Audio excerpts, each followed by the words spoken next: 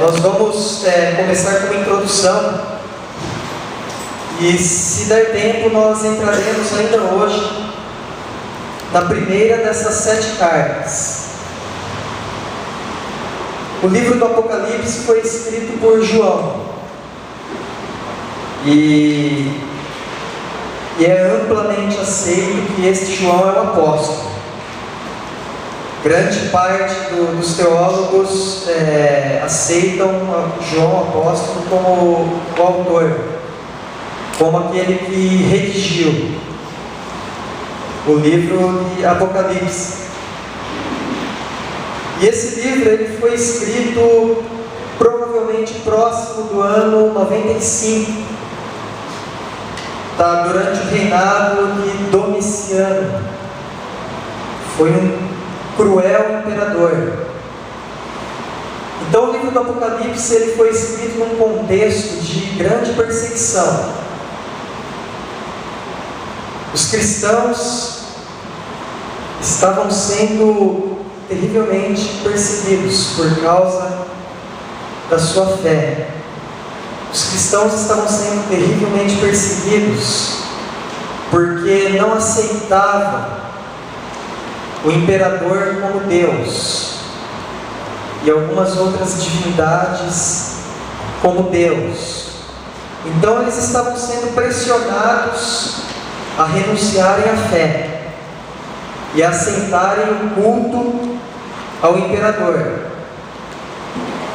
O local da revelação deste livro,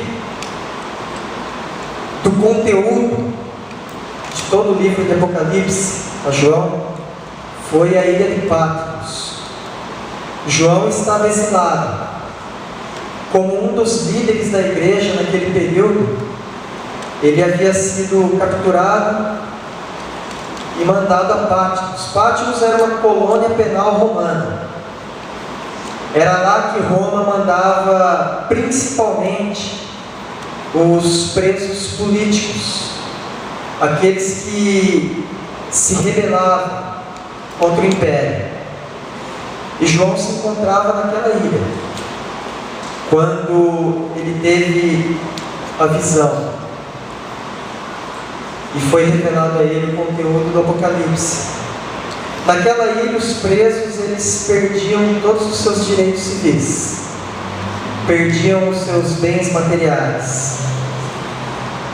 E é nesse contexto que nasce o livro das Revelações, ou o livro de Apocalipse. Nós não estaremos estudando o livro por completo. Será apenas os capítulos de número 2 a 3. Em Apocalipse 1:19, ele nos dá uma divisão que é aceita por praticamente todos os estudiosos. A divisão do Apocalipse. Como o livro do Apocalipse é dividido. Apocalipse 1:19, o autor escreve o seguinte: as coisas que viste, as que são e as que hão de acontecer depois destas. As coisas que vistes, elas compreendem o capítulo de número 1, até o versículo de número 19, este versículo. Elas fazem referência à questão cristológica, fala acerca da pessoa de Cristo principalmente. As coisas que são, será o fundamento do nosso estudo, que são os capítulos de número 2 a 3. Fala acerca de questões eclesiológicas, fala sobre a igreja. E nós estaremos concentrados nessa porção. E dos capítulos de número 4 em diante, fala sobre questões escatológicas, as questões do porvir. Qual é a importância do estudo? A importância de nós meditarmos nos capítulos de número 2 e 3. Qual é a relevância para os nossos dias? Porque essas cartas elas foram enviadas a igrejas reais da época de João. E os problemas citados são problemas também reais da época de João. Mas, se nós pararmos para observar todos os problemas, todos os incentivos, e pegarmos o contexto e compararmos com todas as eras da igreja, nós vamos perceber que esse estudo é importante para a igreja em todas as eras, em todos os períodos, e isso inclui nós hoje, aqui em 2012. O estudo fala muito sobre o arrependimento. É uma mensagem às igrejas em geral. Muitos associam o número 7, a escolha de 7 igrejas, à plenitude das igrejas, ou seja, a relevância dessa mensagem a todas as igrejas, em todas as eras. Então é muito importante, que nós tenhamos ouvidos e escutamos o que o Espírito diz às igrejas. Essa é uma frase comum em todas essas pequenas cartas. É importante que nós olhemos para a mensagem que há nessas igrejas e nós observemos sim que ela fala acerca de um coletivo, igreja como coletivo, mas fala também sobre a igreja como indivíduo, porque cada um de nós aqui somos igreja do Senhor.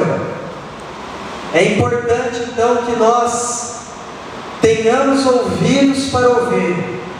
Em outras palavras, que nós nos permitamos ser confrontados com a mensagem de Cristo Jesus à sua igreja, em todas as eras, em todos os tempos, e não apenas aquele tempo.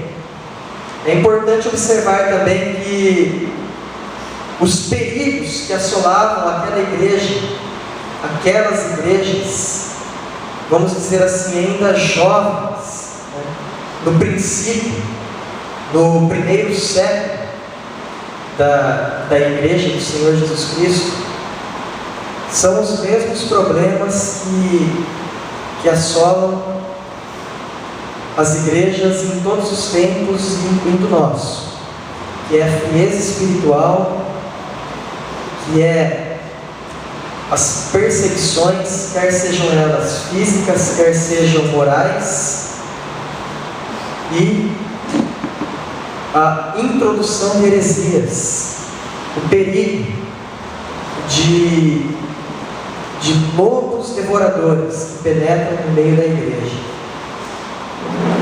Então não é muito diferente, e eu acredito, eu tenho plena convicção de que o Senhor Jesus Cristo enviou esta carta a nós, e não apenas aquelas 7 igrejas locais. Então que nós nos atentemos à mensagem dessas cartas, que nós apliquemos elas nas nossas vidas. Amém? Nesse estudo nós vamos ver questões históricas. Eu acho que é muito importante a gente entender o contexto de todas aquelas igrejas, de todas aquelas cidades, mas nós veremos também, principalmente, questões práticas e espirituais. E quais são as 7 igrejas? Abrem em Apocalipse 2. Nós temos 7 igrejas citadas, e essas 7 igrejas, elas localizavam-se na Ásia Menor, que hoje é conhecido como Turquia. As 7 igrejas, elas possuíam o seu território naquilo que hoje nós conhecemos como a Turquia, e a única cidade que ainda existe, que não é ruínas, escombros ou alguma outra coisa, é a cidade de Esmirna, que se chama hoje Izmir. É uma das maiores cidades da Turquia. A primeira das igrejas é Éfeso. A segunda Esmirna. A terceira, Pérgamo. A quarta, Tiatira. A quinta igreja, Sardes. A sexta, Filadélfia. E a sétima e última igreja, Laodiceia. Talvez a mais pregada. Duas dessas igrejas, elas receberam apenas elogios, que são as igrejas de Esmirna e Filadélfia. É exatamente por isso que a gente encontra muitas igrejas hoje com o nome de Filadélfia. Todos querem ser associados à integridade, à fidelidade. Eu não sei porque não é comum ver nomes de igrejas como Esmirna. Talvez seja porque o nome não seja tão atrativo assim, ou porque ela é associada a uma igreja muito sofredora. Ninguém gosta de sofrer. Mas Filadélfia é comum, Igreja Presbiteriana de Filadélfia, Igreja Batista de Filadélfia, Comunidade Evangélica de Filadélfia. Todos querem estar associados à fidelidade que se encontra nessa igreja, por isso o nome é comum. 4 igrejas dessas 7 receberam elogios e também reprovações, que é a igreja de Éfeso, a que nós estaremos vendo hoje, Pérgamo, Tiatira e Sardes. Essas foram elogiadas em alguns pontos e reprovadas em outros pontos. E uma única igreja recebe apenas reprovação, que é Laodiceia. Então eu tenho quase certeza que você nunca encontrará a Igreja Presbiteriana de Laodiceia, Igreja Batista de Laodiceia, Comunidade Evangélica de Laodiceia. Ninguém deseja ser associado ao exemplo dessa igreja. Há alguns também que fazem uma associação a cada uma dessas igrejas, comparando-as com períodos históricos que a igreja viveu. Nós não estaremos estudando essa questão em profundidade, mas vou dar uma pincelada agora aqui. As pessoas, elas comparam períodos históricos e as características que mais se ressaltaram nos períodos deste momento da história com as características dessas cartas. Por exemplo, a igreja em Éfeso, ela é muito parecida com a igreja apostólica e principalmente pós-apostólica, chamada a igreja da época dos pais da igreja, a igreja de Irineu, Tertuliano, Policarpo, entre outros, aqueles que sucederam os apóstolos. Se você pegar o período da história, que é mais ou menos do começo até o ano 100, 110, 120, você vai notar que há uma grande semelhança entre o que predominava na igreja naquela época com a carta da igreja em Éfeso. Com as demais igrejas na mesma situação. Por exemplo, logo depois deste período, deste primeiro período que os historiadores comparam com Éfeso, veio uma terrível perseguição que, embora já existisse, ela se intensificou, que foi após esse período de 100 e pouco até 300 e uns quebradinhos. E ela é muito parecida com as características da igreja em Esmirna. Ou seja, o que predominou naquele período é muito parecido com aquilo que está escrito a Esmirna. E logo depois veio Pérgamo, que foi a igreja favorecida pelo Império. Foi quando Constantino decretou que o cristianismo seria a religião oficial do Império. Se você pegar esse período da história e comparar com o que está escrito em Pérgamo, você vai perceber que é muito parecido. E assim como cada uma das demais igrejas. Mas é importante observar que essas particularidades, elas são encontradas a todo tempo. E nós poderíamos dizer que existe gente parecida com todas as características dessas igrejas, em todos os períodos da história, incluindo no período em que nós vivemos atualmente também.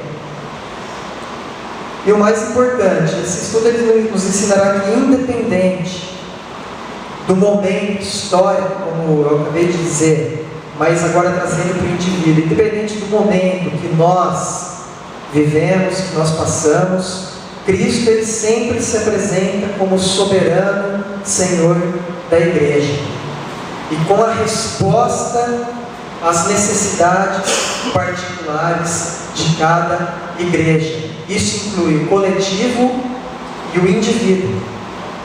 Cristo ele se apresenta a nós com aquilo que nós de fato precisamos.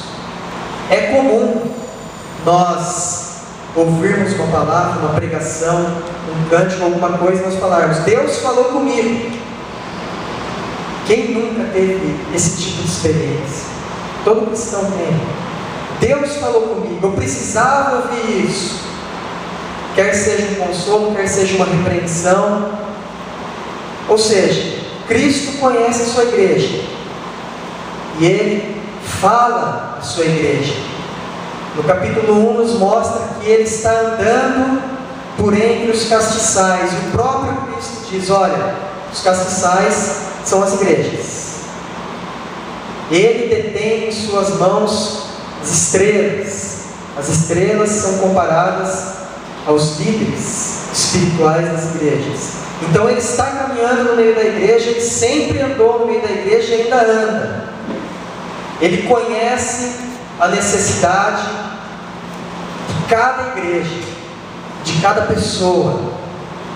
É interessante notar que após a apresentação inicial a cada carta, provavelmente, eu não verifiquei, mas no segundo versículo de cada carta, ela começa com conheço.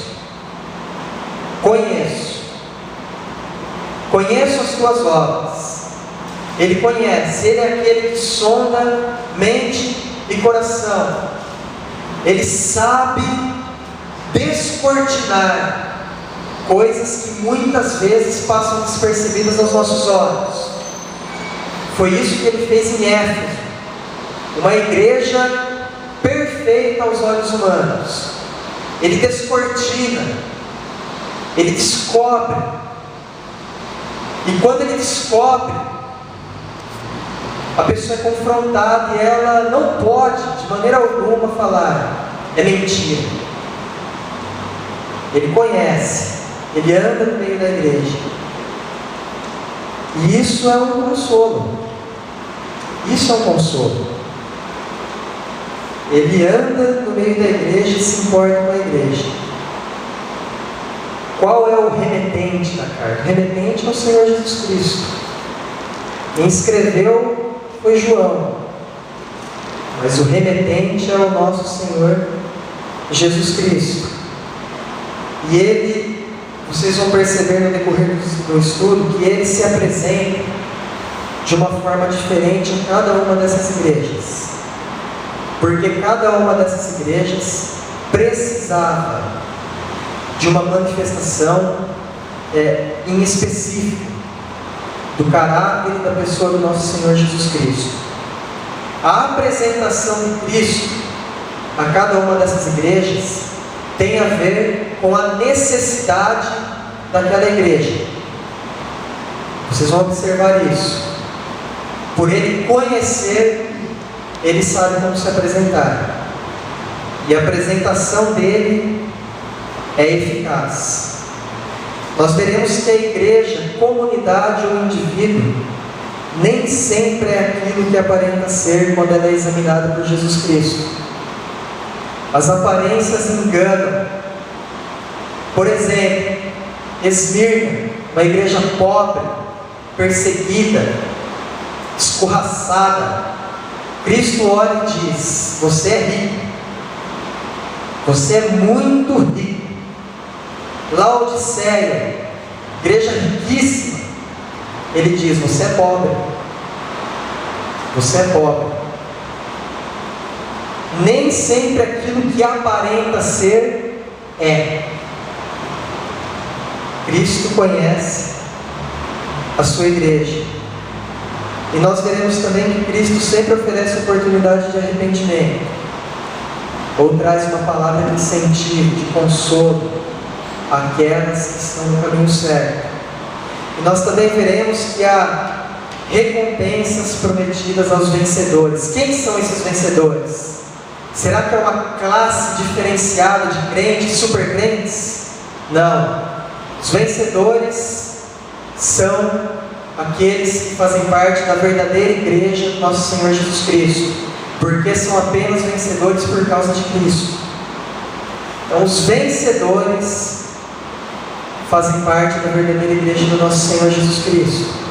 E aos vencedores, aí ele apresenta um prêmio.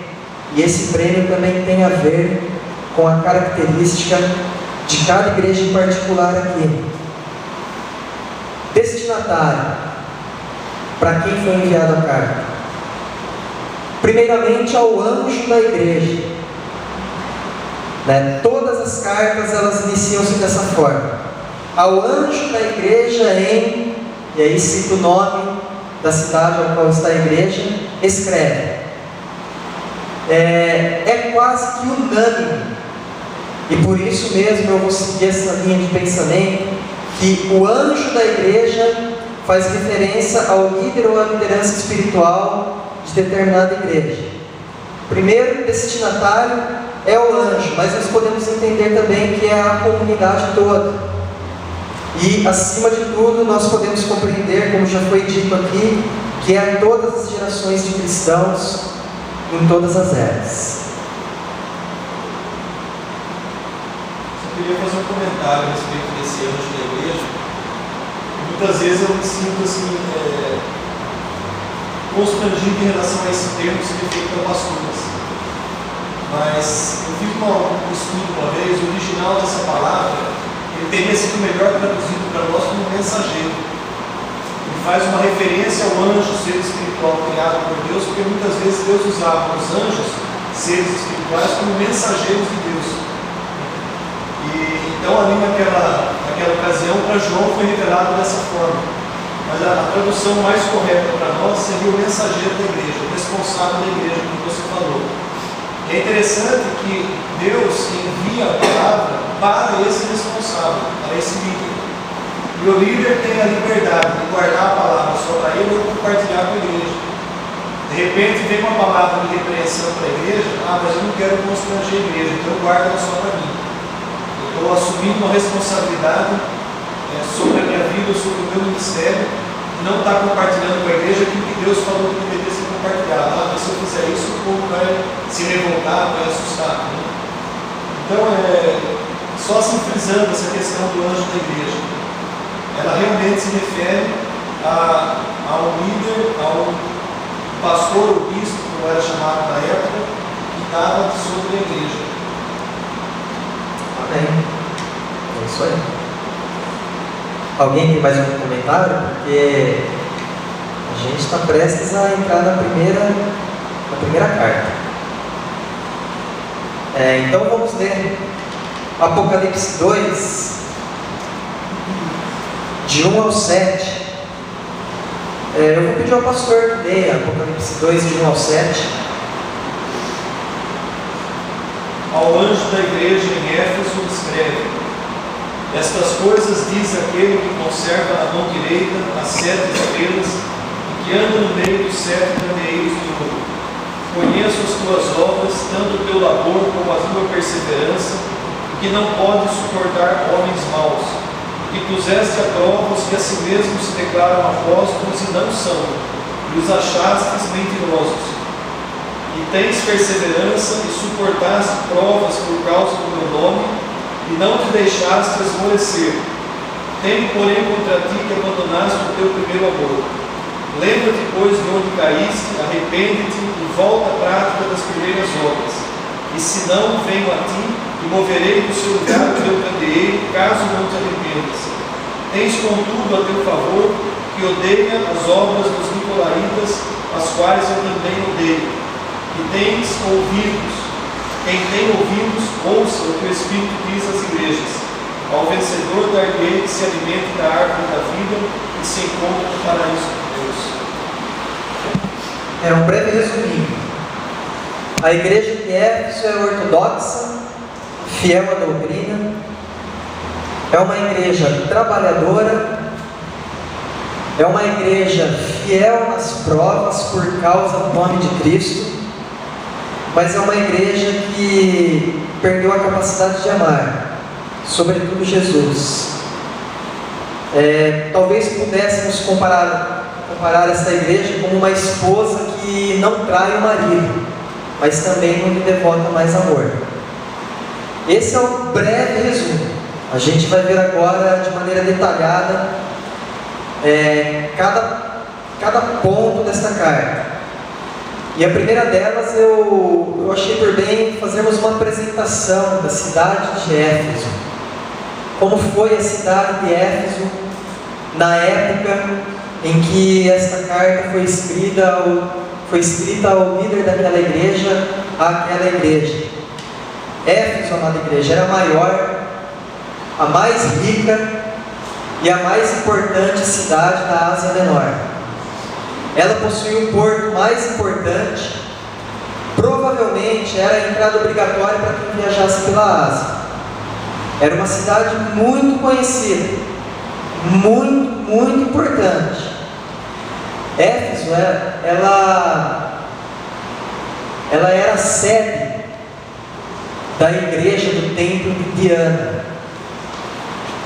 Abra em Atos capítulo 19. O templo de Diana ou Ártemis era o templo que estava relacionado naquela lista das 7 maravilhas do mundo antigo. Tinha os jardins suspensos da Babilônia, as pirâmides, eu esqueci o nome, tinha vários outros monumentos e o templo dedicado a Diana se encontrava nessa lista. Atos 19,